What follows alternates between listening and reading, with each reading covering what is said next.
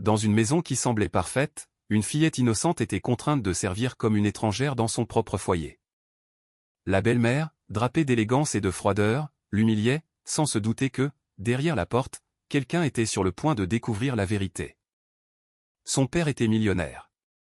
Ce qui se passa ensuite allait changer leur vie pour toujours. Et avant de poursuivre, permets-moi de te souhaiter santé et paix. Dis-moi, de quel pays et à quelle heure suis-tu en train de lire cette histoire?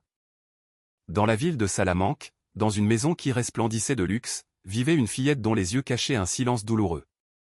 Bien que tout le monde pensât la famille Mendoza parfaite, quelque chose de sombre se dissimulait derrière les murs de marbre. L'air du chalet moderne, en périphérie, sentait toujours les fleurs fraîchement coupées et le café coûteux. Mais sous cette surface impeccable, il y avait des recoins de silence où une petite fille cherchait un geste d'affection qui n'arrivait presque jamais. Don Alberto Mendoza était un homme élégant, habitué à évoluer dans des bureaux en verre et à parler d'investissement d'une voix ferme. Il avait travaillé toute sa vie pour bâtir une fortune et maintenant, à 40 ans, il jouissait d'un prestige que peu de salmantins pouvaient égaler. Il rentrait à la maison en costume sombre, bien repassé, mallette en cuir à la main et le regard fatigué. Souvent, ses voyages d'affaires le tenaient éloigné plus qu'il n'aurait souhaité. Du moins, c'est ce qu'il se disait en voyant sa fille sourire timidement à son retour. Doña Estela, sa seconde épouse, était l'hôtesse parfaite, grande, blonde, au sourire lumineux. Elle saluait tout le monde de deux bises et d'une voix douce qui semblait musicale. Aux yeux du voisinage, elle était le portrait même de l'élégance et de la douceur. Elle était toujours impeccable, avec des robes qui mettaient sa silhouette en valeur et des parfums qui laissaient une trace dans chaque couloir de la maison. Mais ses gestes avaient une précision étudiée, comme si chaque sourire faisait partie d'une pièce de théâtre. Sofia, en revanche, avait à peine 7 ans et connaissait déjà le goût du silence. Avec ses cheveux blonds noués en queue de cheval et une robe simple qui contrastait avec le luxe de la maison, elle se déplaçait avec précaution dans les couloirs. Elle ne voulait pas déranger, ne voulait pas être un fardeau. Quand son père était présent, elle courait l'embrasser avec l'énergie de celui qui garde son affection enfermée dans une boîte. Il la prenait dans ses bras, lui embrassait le front et lui disait qu'elle grandissait trop vite. Mais à peine l'avait-il reposé qu'Estela se plaçait entre eux avec la grâce de celle qui organise une soirée, détournant l'attention sur elle-même. Cet après-midi-là, Alberto était revenu pour quelques jours seulement avant de repartir. Estela le reçut à l'entrée d'un long baiser sur la joue et d'un sourire exagéré. Sofia sortit en courant du couloir, ses petites chaussures résonnant sur le sol de marbre. Elle se jeta dans les bras de son père, qui rit en la voyant si joyeuse. « Papa, papa, es-tu vraiment revenu ?» murmura-t-elle en s'accrochant à son cou. « Bien sûr, ma princesse, » répondit-il en la serrant contre sa poitrine. Estela se pencha, ajusta l'écharpe d'Alberto et, d'un geste délicat, écarta la petite fille. « Allons, Sofia. Ton père doit être fatigué, dit-elle d'un ton doux mais ferme. Dans la salle à manger, tout était disposé avec soin, une longue table, du pain fraîchement sorti du four, du vin rouge de la Rioja et un plat de jambon ibérique pour ouvrir l'appétit. Estela parlait sans arrêt, racontant des anecdotes sur les achats au marché et les préparatifs de la prochaine procession de la Fête-Dieu. Sa voix remplissait l'espace comme si elle voulait couvrir tout silence. Assise à ses côtés, Sofia regardait son assiette sans y toucher. Alberto, occupé à répondre par monosyllabes, ne remarqua pas la tristesse qui transparaissait dans les yeux de sa fille. Ce n'est que lorsque la petite fille éleva la voix, doucement mais clairement, qu'un silence inattendu s'installa. « Papa, quand reviens-tu encore ?» La question tomba comme une pierre dans l'eau, brisant l'harmonie artificielle du dîner. Alberto sourit, caressa les cheveux de sa fille et promit de revenir bientôt. Il le dit avec tendresse, convaincu qu'une promesse suffirait à dissiper la solitude de la petite fille. Estela, cependant, la regarda froidement. En ces quelques secondes, Sofia comprit que son refuge n'était pas dans les murs de marbre ni dans les robes élégantes, mais uniquement dans les bras de son père. Alberto sourit, caressa ses cheveux et promit de revenir bientôt, sans remarquer le regard froid d'Estela planté sur l'enfant. Lorsque la porte de la voiture de luxe se referma derrière don Alberto, le sourire d'Estela s'effaça comme un masque tombé. L'écho du moteur s'éloignant fut le signal pour que sa véritable nature émerge sans retenue. Sofia, qui avait suivi la silhouette de son père depuis la fenêtre du couloir, sentit la maison devenir plus grande, plus froide et beaucoup plus hostile. Estela se retourna lentement, ses talons résonnant sur le marbre. sa voix n'était plus douce, mais âpre. Viens ici, Sophia.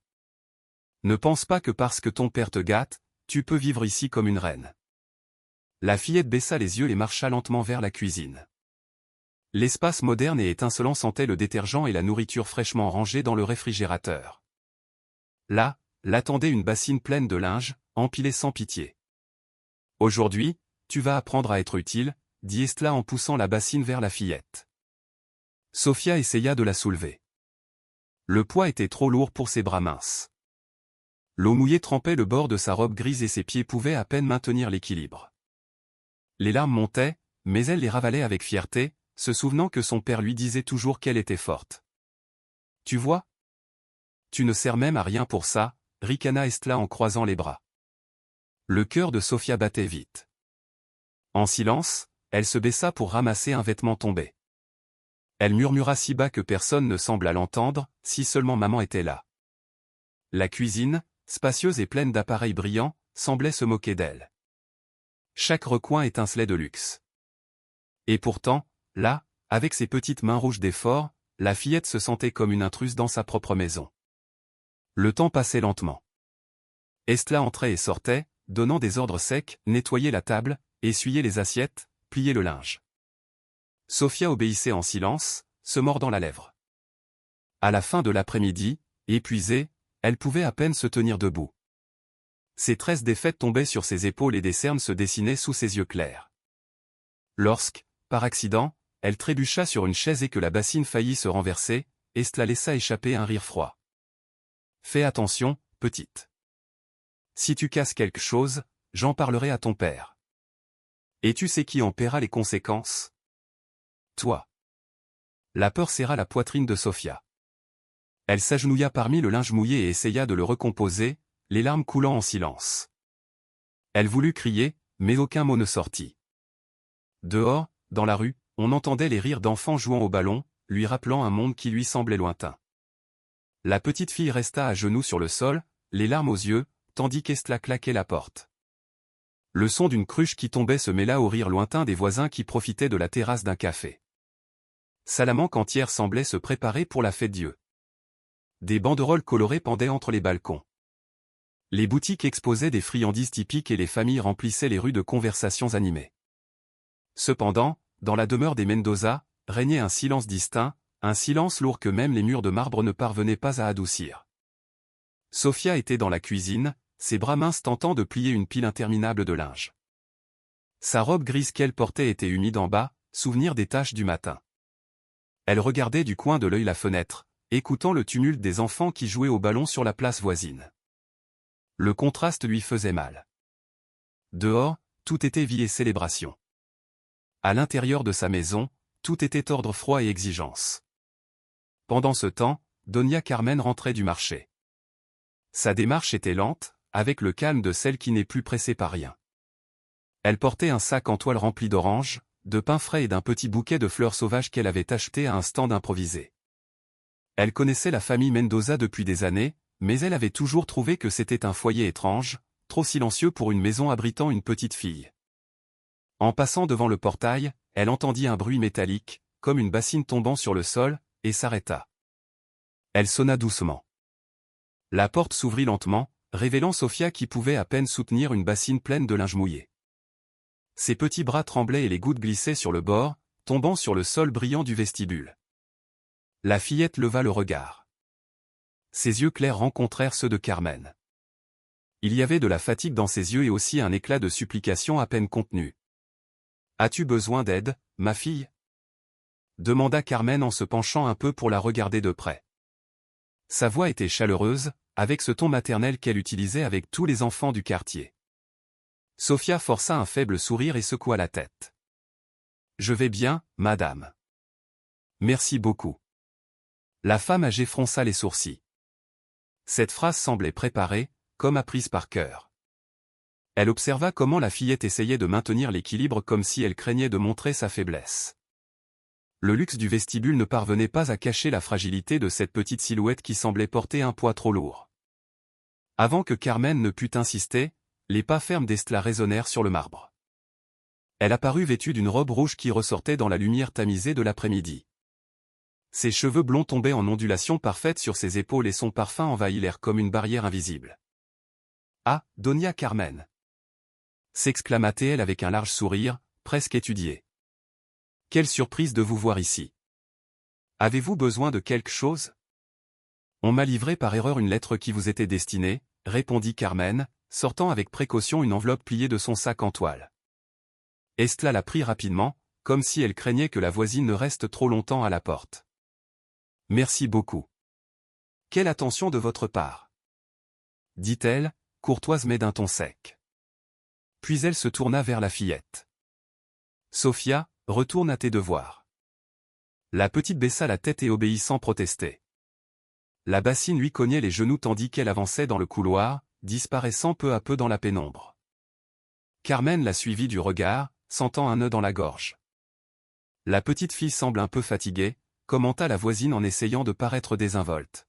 « Bah, c'est qu'elle est très sensible », répondit Estela d'un rire bref, en ajustant son collier. « Elle aime exagérer, mais ici, elle ne manque de rien. Je vous l'assure. » Carmen hocha la tête. Bien qu'à l'intérieur, quelque chose ne colla pas, elle prononça quelques mots de courtoisie et prit congé. Tandis qu'elle marchait sur le trottoir, le sac d'orange frappant doucement sa jambe, le poids de la scène restait dans son cœur. En arrivant au coin de la rue, elle ne put s'empêcher de se retourner. Là, à la fenêtre de l'étage supérieur, elle distingua Sophia collée à la vitre. La fillette observait l'extérieur comme un petit oiseau piégé dans une cage dorée, les mains posées sur la vitre et une expression mêlant tristesse et espoir. Cet éclat dans ses yeux fut comme un cri silencieux que Carmen ne put ignorer. Carmen s'éloigna sur le trottoir, mais se retourna et vit Sophia collée à la fenêtre comme un petit oiseau piégé dans sa cage dorée. Le porte-à-eau résonna dans la cuisine et, dans ce silence, Sophia serra la bassine comme si c'était un bouclier. Elle sentait que ce récipient rempli de linge humide et trop lourd pour ses bras minces était le mur derrière lequel elle pouvait se cacher du regard de sa belle-mère. La demeure, avec ses larges couloirs de marbre et ses lampes allumées trop tôt, semblait soudain une cage brillante qui emprisonnait chaque mouvement de la fillette. Doña Estela apparut sur le seuil de la cuisine avec l'assurance de celle qui domine son territoire. Sa robe rouge ressortait comme une flamme contre les carreaux blancs. Elle portait ses cheveux lâchés, parfaitement ondulés, et un collier de perles qui tintait au rythme de ses pas. Dans ses yeux il y avait de l'impatience et sur ses lèvres un sourire tordu qui n'avait rien d'affectueux. « Ce n'est pas bon, Sophia. Relave tout. »« C'est sale, » ordonna-t-elle, désignant le linge d'un geste de dégoût. Sophia déglutit. La chaleur du crépuscule entrait par la fenêtre, teintant le sol de reflets dorés, mais elle ne ressentait que du froid. Elle fit un effort pour obéir. Elle serra la bassine, inclina son petit corps sur le côté pour la soulever. Le poids était insupportable. Elle fit quelques pas en titubant et une manche humide s'échappa, dégoulinant d'eau sur le sol. Chaque goutte semblait amplifier l'échec qu'Estela s'attendait à souligner. « Fais plus attention !» s'exclama-t-elle en croisant les bras. « Tu ne sais même pas faire ça. » La fillette serra les lèvres, essayant de retenir un sanglot. Des larmes se formèrent dans ses yeux, qu'elle cligna fortement pour les contenir. « Si je pleure, ce sera pire, » pensa-t-elle, se répétant en silence comme un sortilège. Elle se souvint des rares fois où son père l'avait encouragée. « Tu es forte, Sophia. Toujours forte. » Mais maintenant, ces mots semblaient lointains, comme s'ils venaient d'un monde différent. D'un dernier effort, elle tenta de poser la bassine sur la table de marbre. Ses bras tremblaient, le bord glissa et l'eau sale se répandit violemment sur le sol. Le bruit des vêtements mouillés contre le pavement résonna comme un coup de tonnerre dans la pièce. Sophia tomba immédiatement à genoux, ramassant les chemises trempées de ses petites mains qui pouvaient à peine les tenir. L'odeur de détergent mêlée à l'humidité imprégnait l'air. Sa robe grise, maintenant tachée, lui collait au corps. Les larmes roulèrent finalement sur ses joues, tombant sur le linge mouillé. Estela resta immobile, observant avec une expression mêlant mépris et ennui. « Tu ne sers même pas à ça, » dit-elle. Chaque mot, chargé de venin. Sophia baissa encore plus la tête. Le silence était si profond qu'on pouvait entendre le langoutte-à-goutte des vêtements sur la flaque. Ses bras, son dos, son âme entière lui faisaient mal. Elle ferma les yeux un instant et imagina la voix de sa mère, une voix chaleureuse qui lui disait que tout irait bien. Mais en les rouvrant, elle ne trouva que le froid sol de marbre et la silhouette droite de sa belle-mère.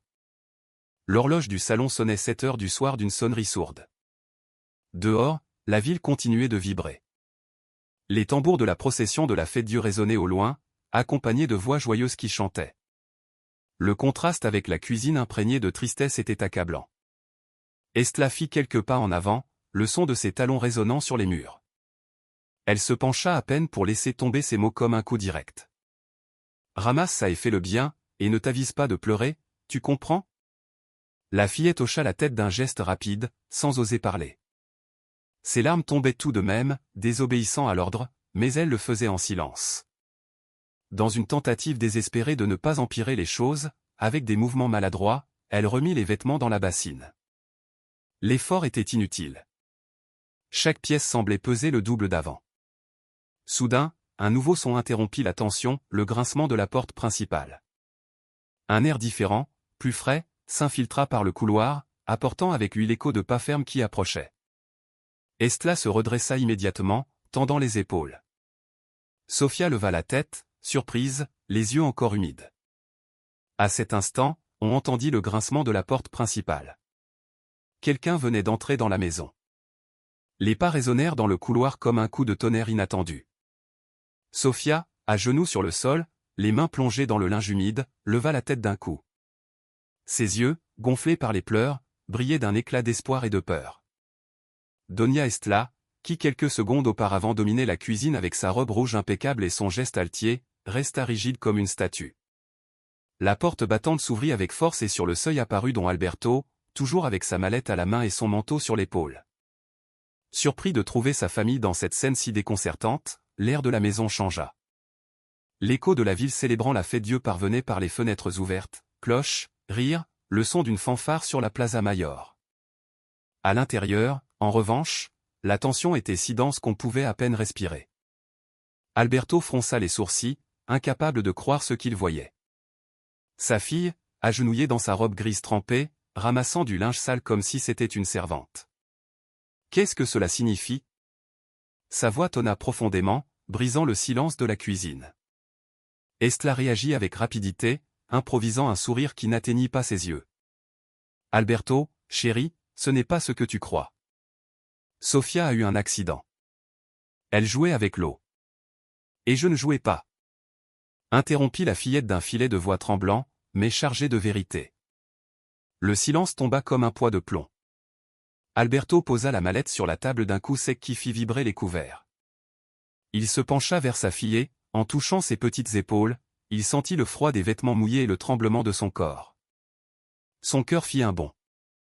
Sophia le regarda avec des yeux rougis et murmura presque sans souffle, « Papa, je voulais juste bien faire. » Ces mots furent un coup de poignard. Alberto la serra fort dans ses bras, comme s'il voulait réparer en quelques secondes tout le temps perdu. La petite fille s'accrocha à son cou, sanglotant contre sa poitrine, et à cet instant, il comprit l'ampleur de son erreur. Il avait été si occupé à construire un empire, à voyager, à signer des contrats, qu'il avait oublié l'essentiel, protéger et accompagner sa fille. Il leva les yeux vers Estla. « Depuis quand ma fille fait-elle des tâches qui ne lui incombent pas ? Depuis quand s'agenouille-t-elle comme une servante dans sa propre maison ?» Estla recula en titubant un peu sur ses talons. « Tu exagères, Alberto. Je voulais juste lui apprendre la discipline. Une enfant a besoin d'apprendre à quoi ? Rugit-il en l'interrompant. À s'humilier, à vivre dans la peur sous le même toit qui devrait lui apporter la sécurité ? La voix d'Alberto remplit la cuisine, aussi puissante que les cloches qui sonnaient dehors. Sophia le serra plus fort, comme si ces mots étaient un mur qui la protégeait, enfin, pour la première fois depuis longtemps. Alberto ressentit un tourbillon d'émotions qui le désarma, culpabilité, rage, tendresse et, surtout, la certitude qu'il avait échoué. « J'ai été un père absent, pensa-t-il. Et en mon absence, elle a souffert. » Soudain, un léger coup à la porte arrière interrompit la confrontation. Donia Carmen apparut timidement, son bouquet de fleurs toujours à la main et une expression entre surprise et peinée. « Pardon, je ne voulais pas interrompre, mais j'ai entendu des cris, dit-elle d'une voix douce. Alberto se tourna vers elle, serrant toujours sa fille dans ses bras. Carmen le regarda fixement avec la sincérité de quelqu'un qui n'a rien à perdre. J'observe depuis un moment, ajouta-t-elle, cet enfant a besoin d'affection, pas de chaîne. Les mots de la voisine tombèrent comme un coup de marteau sur Estla. Sa façade de femme élégante et contrôlée se fissurait. Elle tenta de parler, mais de ses lèvres ne sortit qu'un murmure inintelligible. Alberto, lui, se redressa. Il souleva Sofia dans ses bras, remarquant à quel point elle était légère, comme si tout son poids s'était transformé en fragilité. Ses yeux parcoururent la cuisine, la flaque d'eau, le linge mouillé, le visage pâle d'Estla. Et alors, d'une voix ferme et tremblante à la fois, il prononça un serment qui allait tout changer. À partir d'aujourd'hui, Sofia ne se sentira plus jamais seule dans cette maison. Le carillon des cloches de la cathédrale principale remplit la pièce comme si la ville entière en était témoin. Dehors, les balcons arboraient des châles brodés et les gens applaudissaient au passage des processions. À l'intérieur, un père venait de se réveiller à la vérité. Estla s'accrocha à l'encadrement de la porte, incapable de répondre, tandis qu'Alberto tenait Sofia fermement et que toute la cuisine semblait trembler sous le poids de la vérité révélée. La nuit était tombée sur Salamanque et le tumulte des processions de la Fête-Dieu remplissait les rues de tambours, de chants et d'odeurs d'encens. Les balcons arboraient des châles de soie et des bougies allumées, tandis que les familles partageaient des douceurs typiques et que les enfants couraient avec des lampions en papier. À l'intérieur de la demeure des Mendoza, en revanche, il n'y avait ni luxe ni musique, mais un silence dense interrompu seulement par les sanglots entrecoupés de Sofia, toujours accrochée au cou de son père. Alberto la soutint fermement, parcourant à pas lents le couloir vers le salon. Chaque tableau élégant, chaque meuble coûteux qu'il rencontrait sur son chemin, lui semblait soudain inutile, presque ridicule. À quoi servaient ces symboles de réussite si sa fille avait subi des humiliations dans la même maison qu'il avait construite? Il sentait que chaque objet était un témoin muet de son absence. Il s'assit avec Sofia sur le grand canapé et la couvrit d'une légère couverture. La fillette, épuisée, cacha son visage sur sa poitrine et respira profondément, comme si elle trouvait enfin un refuge. Ses petites mains s'accrochaient au revers du costume de son père avec une force inattendue, comme craignant que s'il la lâchait, elle le perdrait à nouveau. Doña Carmen, qui était entrée derrière eux, posa le bouquet de fleurs sur la table. Son geste était simple, mais il remplit la pièce d'une chaleur particulière. Elle s'approcha avec prudence et dit d'une voix tranquille, « L'important maintenant est qu'elle sache qu'elle n'est pas seule. » Les enfants se souviennent plus des gestes d'amour que de n'importe quel mot. Alberto la regarda et dans ses yeux se reflétait une profonde gratitude. Sa gorge était sèche, mais il parvint à répondre, « Vous avez raison, Doña Carmen. J'ai été aveugle. J'ai été si occupé par mon travail que je n'ai pas vu ce qui se passait dans ma propre maison. » Estla restait à la porte, sa silhouette rigide découpée par la lumière chaude du salon. Elle avait perdu toute la sécurité qui la caractérisait. Sa robe rouge ne semblait plus un symbole de pouvoir, mais un masque brisé. Elle tenta de parler, mais les mots s'étouffèrent dans sa gorge. Le poids du regard d'Alberto la maintint en silence. Sofia leva le visage, les joues encore humides. Ses yeux clairs cherchèrent ceux de son père. « Tu vas rester, papa ?» demanda-t-elle d'un murmure qui contenait tout l'espoir du monde. Alberto caressa ses cheveux, lui embrassa le front et répondit avec fermeté, « Oui, Sofia, je reste et je ne laisserai rien ni personne te faire du mal à nouveau. » La fillette ferma les yeux et, pour la première fois depuis longtemps, sourit. Le geste fut petit, mais pour Alberto, il signifiait plus que n'importe quelle réussite professionnelle. À cet instant, il comprit que sa véritable richesse était là, dans cette étreinte, dans la possibilité de reconstruire ce qu'il avait brisé par son absence. Doña Carmen prit congé discrètement, laissant derrière elle un air de sérénité. En fermant la porte, le silence qui resta ne fut pas de solitude, mais de calme. Dehors, les cloches carillonnaient célébrant la fête et, à l'intérieur, un père et une fille commençaient une nouvelle vie ensemble.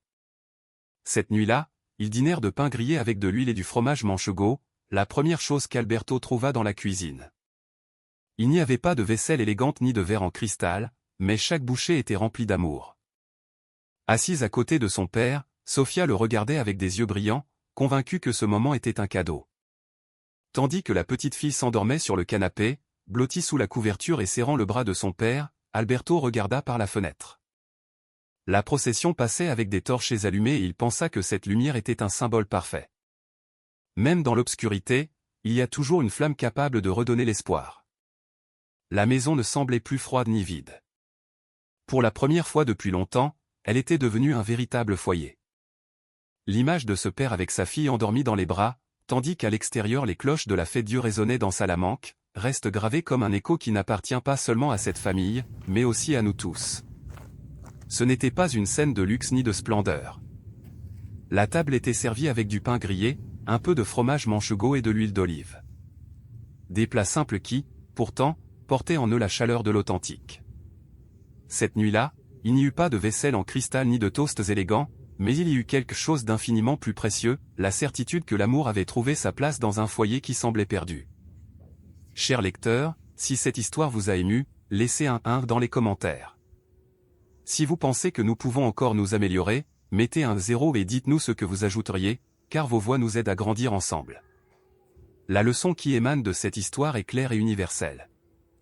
La vraie richesse ne se mesure pas en compte bancaire ni en titres accrochés dans un bureau, mais dans la capacité d'aimer, de demander pardon et de réparer ce qui était brisé.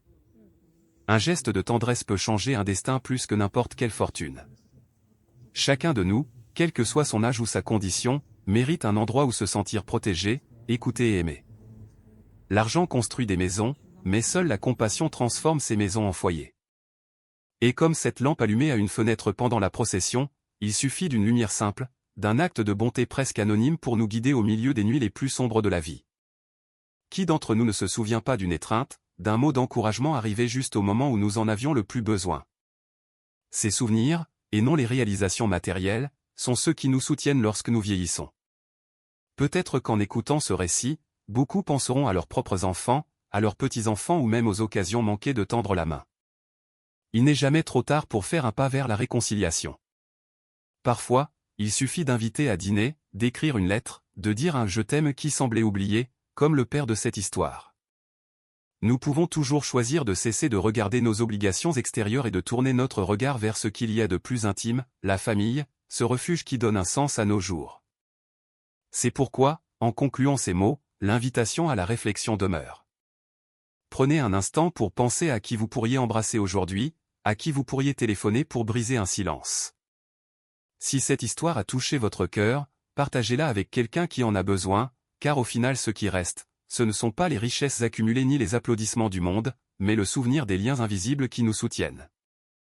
Et comme une lanterne qui illumine doucement la pénombre d'une vieille rue de Salamanque, l'amour véritable sera toujours la flamme qui nous guide vers la maison.